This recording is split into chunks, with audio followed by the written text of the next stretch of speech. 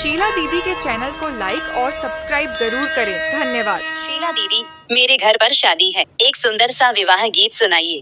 अरे अरे भैया निराधान वाहिनी धानाई तीन वाहिनी धानाई तीन हो भैया सातई पियरिया लेके आया की मोरी पुरवया की मोरी पुरवाऊ हो भैया पाँचई पियरिया लेके आया की मोर पुरवउआ की मोर पुरवाऊ हो भैया चारई पियरिया लेके आया की मोरी पुरवउआ की मोरी पुरवाऊ हो अरे अरे भैया निराधान वाहिनी धानाई तीन वाहिनी धानाई तीनी हो भैया तीनई पियरिया लेके आया की मोरी पुरवउआ की मोरी पुरवाऊ हो भैया दुई पियरिया लेके आया की मोरी पुरवउआ की मोरी पुरवाऊ हो अरे अरे भैया निराधान वाहिनी धानाई तीन वाहिनी धानाई तीनी हो भैया कई पियरिया लेके आया की मोरी पुरवया की मोरी पुरवाऊ हो भैया कई पियरिया लेके आया की मोरी पुरवउआ की मोरी पुरवाऊ हो अरे अरे भैया निराधान वाहिनी धानाई तीन वाहिनी धानाई तीनी हो भैया छूछई तू चला जे आया की मोरी पुरवाया की मोरी पुरवाऊ हो भैया छूछई तू चला जे आया की मोरी पुरवउआ की मोरी पुरवाऊ हो अरे अरे भैया निराधान वाहिनी धानाई तीन वाहिनी धानाई तीनी हो आंगना बहार थी चरियात बाबा कधरियात बाबा कधरियाऊ हो चेरिया देखिया वा भैया का डगरिया के तनी दूर बाटन के तनी दूर बाटनी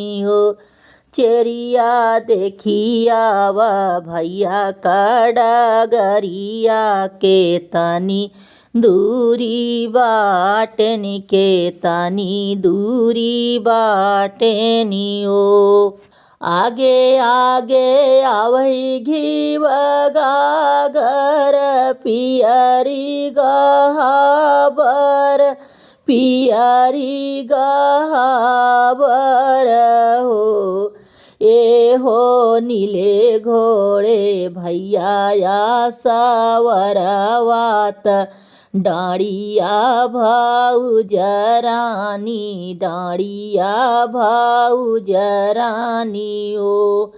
ए हो नीले घोड़े भैया सावरवात, डाँडिया भाउज रानी, डाँडिया भाउज रानी हो।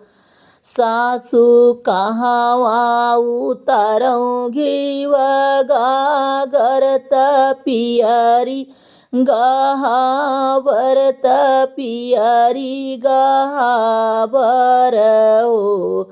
सासू कहवा बैठायों बीरन भैयात, कहवा भाउज आपन, कहवा भाउज आपनी हो।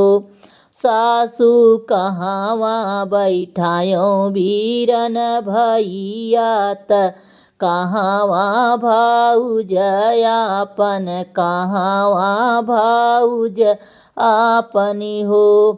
माड़ाए उतारौं घीव गागर पियरी गहाबरत पियरी गहाबर हो।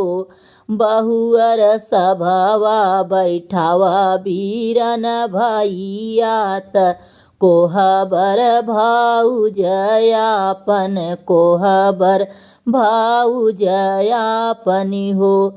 बहुअर सभवा बैठावा बीरन भैयात, कोहबर भाउज आपन, कोहबर भाउज आपनी हो।